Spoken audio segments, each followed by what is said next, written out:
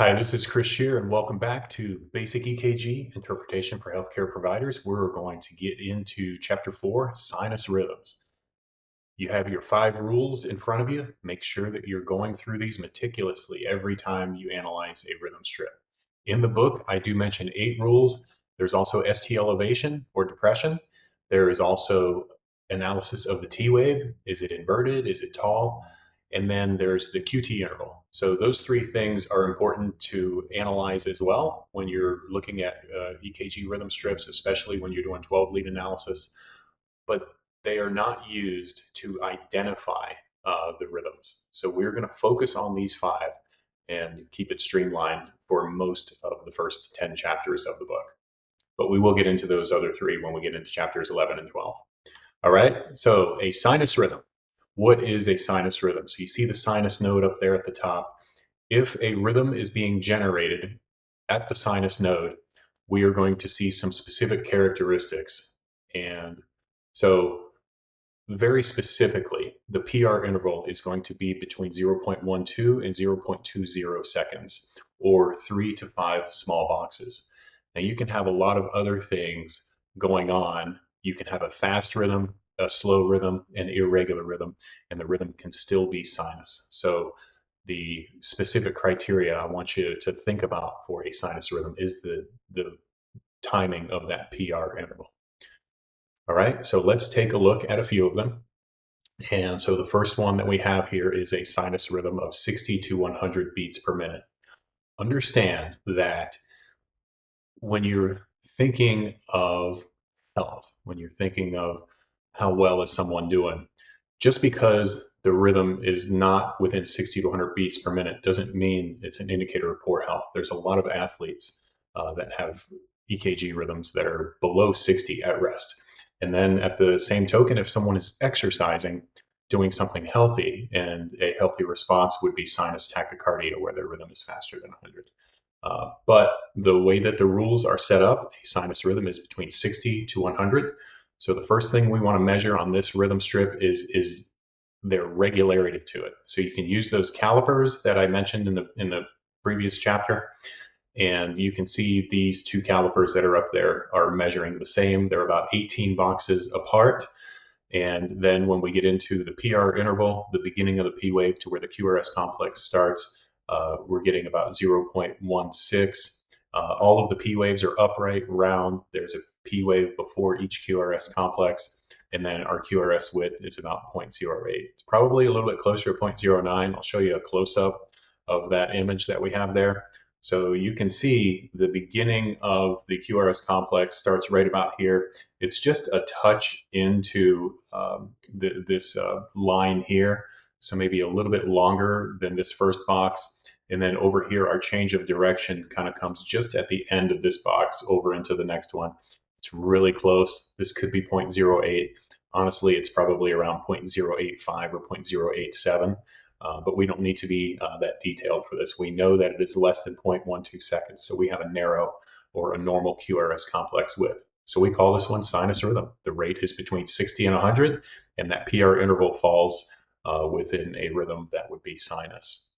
All right, so moving on, you have sinus bradycardia here, and that is going to be a rhythm that comes out to less than 60. Just kind of looking at it with the naked eye, you can tell this is pretty slow, right? So we get our calipers out, measure the distances. Is it regular? Are they all the same distance apart? And they are. I counted 39 small boxes, so we put 38 small boxes, and we divide that into 1500, and we get approximately 39. So this is a regular rhythm with upright, round P waves that are all the same morphology before each QRS complex. And then we have our PR intervals that are measuring 0.16 seconds and a QRS width of 0.08. So we call this one sinus bradycardia. And then moving on to sinus tachycardia. Again, you want to start out measuring your regularity. Are all of these the same distance apart? As you can see with this one, it's not. The rhythm is actually getting faster across the screen as we get to the right side of that complex. So I recorded this one as slightly irregular, but I still counted the rate over here with this first caliper measurement, and just kind of identified that it is increasing as it's going across. No matter how you measure it here, it is faster than 100, so we definitely have sinus tachycardia, and we know that it is sinus, again, because the PR interval measures between 0.12 and 0.20. Our QRS width is, again, 0.08, so we call this one sinus tachycardia. All right, and why is it getting faster? It could be a lot of reasons. It could be the person has anxiety, they're having a panic attack. It could be that they're losing blood and their heart is having to beat faster to compensate for that. So check your patient. All right, moving on to sinus arrhythmia. Uh, sinus arrhythmia, sinus dysrhythmia essentially indicate the same thing. It's one of those words that can be used for the most part interchangeably. All right, so this one here, when we measure for regularity, we can see we have our first caliper there, and then the same caliper distance moving across, and it varies a little bit. This can happen with a person's breathing pattern. If someone breathes deeply and then breathes more shallow, you do get a little bit of heart rate variability. This is not an indicator of poor health. This person could be perfectly healthy with a rhythm strip like this. So how do we know that this is sinus? Again, you should be thinking, because the PR intervals are all identical and the PR intervals are within 0.12 to 0.20. All right, so because this rhythm is irregular, we just count the QRS complexes across and add a 0. So if you count them out, there's 9, you add a 0. Measurement of our PR interval equates to about 4 small boxes, or 0.16. Our QRS width is narrow at 0.08, so we call it sinus arrhythmia. One thing I wanted to point out before the end of the video is that when a person has a sinus rhythm, the PR intervals, not only is it important that you make sure that they fall within the range, they all should be precisely the same. You shouldn't have a PR interval on the left of the rhythm strip indicating 0.12 and a PR interval on the right of the strip indicating 0.20. That's not normal. That is not a sinus rhythm. It indicates that the message is coming from different areas in the top of the heart. It's precise. It's pretty amazing how the heart works with with sinus rhythms. Uh, each one of those PR intervals is going to be precisely the same from patient to patient. Mine might be 0.12, yours might be 0.14, someone else's might be 0.17 or 0.18. But if it's a sinus rhythm, just make sure that you understand that it is going to be a PR interval of between 0.12 and 0.20. All right, so now we get into sinus arrest.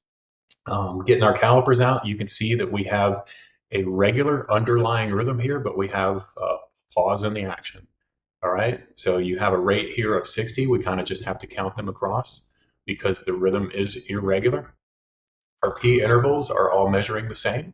So we know that this is a sinus rhythm because of that, like I just said, and our QRS width is 0.08. So we call this one sinus arrest or sinus pause. So sometimes those terms are thrown around interchangeably. What I have read through the research is if you have a sinus arrest, it's going to be a pause that's a little bit longer than 2.5 seconds. And if you have a sinus pause, it indicates that the interruption is a little bit less than that. Obviously, a sinus arrest is going to be worse, right? The person's not going to perfuse as well with these long breaks. So, but these do happen. Sometimes a person gets increased vagal tone, and sometimes it could be something more serious. So remember, we're not just treating the patient with the electrocardiogram and what's happening there. We have to check everything else as well. That is it for sinus rhythms. I will see you in the next chapter when we go over atrial rhythms.